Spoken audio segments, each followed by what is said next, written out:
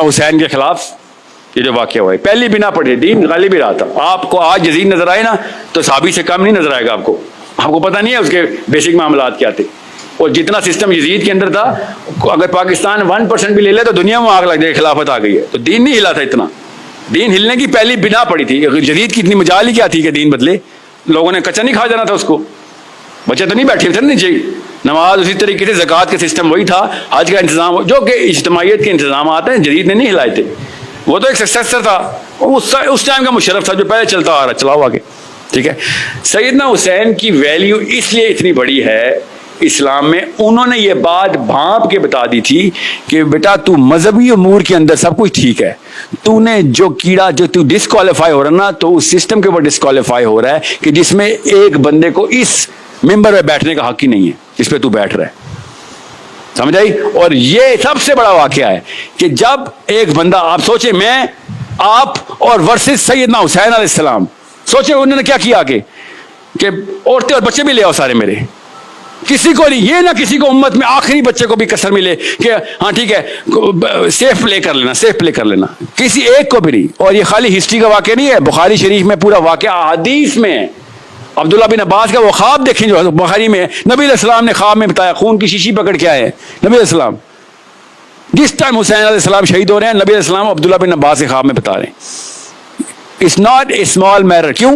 واقعی میں اسلام کا سسٹم توڑنے کی پہلی اینٹ رکھ دی تھی یزید نے. ٹوٹا نہیں، ظاہر ٹوٹتے ٹوٹتے بھی تو ٹوٹا ہے نا. عباسیوں نے بھی وہی سسٹم چلایا آگے، اور اس کے بعد امیس کے بعد عباسی آئے. 300-400 سال تک وہ سسٹم نہیں ٹوٹا، مگر سسٹم کی بنیاد کچی سے کچی ہوتی رہی. اس کے بعد ظاہر ہے پھر خلافت کے علاوہ ملوکیت تو نارسسزم ہی ہے. کیا مطلب ہے نارسسزم؟ اب مریم نواز شریف یا بلاول سے کوئی پوچھے نا کیا سی وی دکھا بیٹا، تجھے کیوں، تو کون ہے؟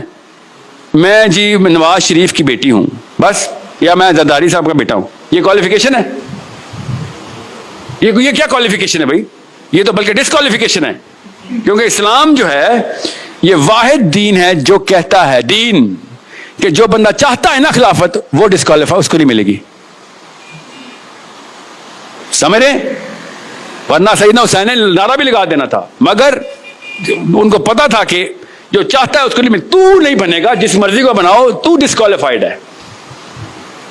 This is a problem that you better understand.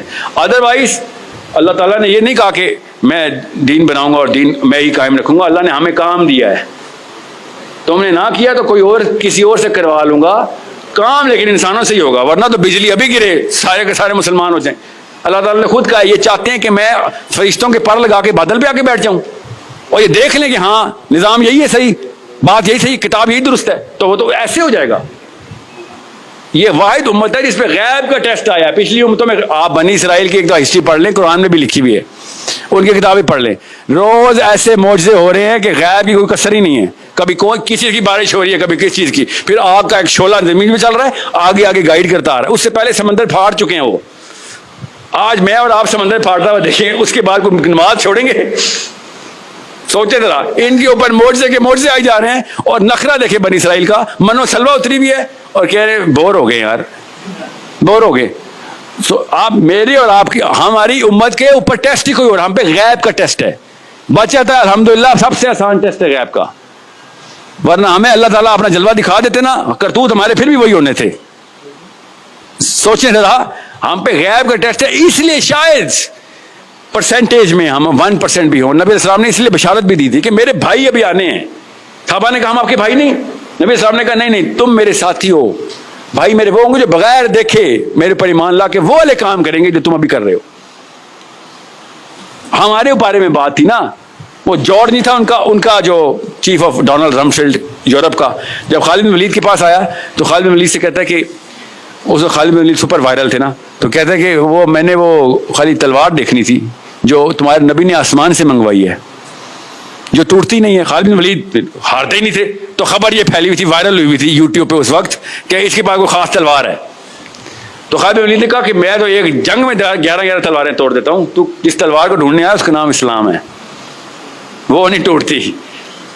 سمجھ رہے؟ تو کہتا ہے تو اگر میں اسلام لے، دیکھیں یورپ کا سسٹم بیوروکریسی، اسلام کا سسٹم بتایا جا رہا ہے. کہتے میں اگر اسلام لے آؤں تو میں تمہارے جتنا ہو جاؤں گا برابر، رینک وہی ملے گا. ہے تو جرنیل ہی نا. اس سسٹم کا. تو خادم دینے کا نہیں وہ رینک تو نہیں مل سکتا آپ کو جو ہمارا ہے, کیونکہ ہم نے نبی کو دیکھا ہے ایمان لائے. تیرا میرے سے اوپر کر رہے ہیں کہ بے وقوف, تو بغیر دیکھے نبی پہ ایمان لائے گا.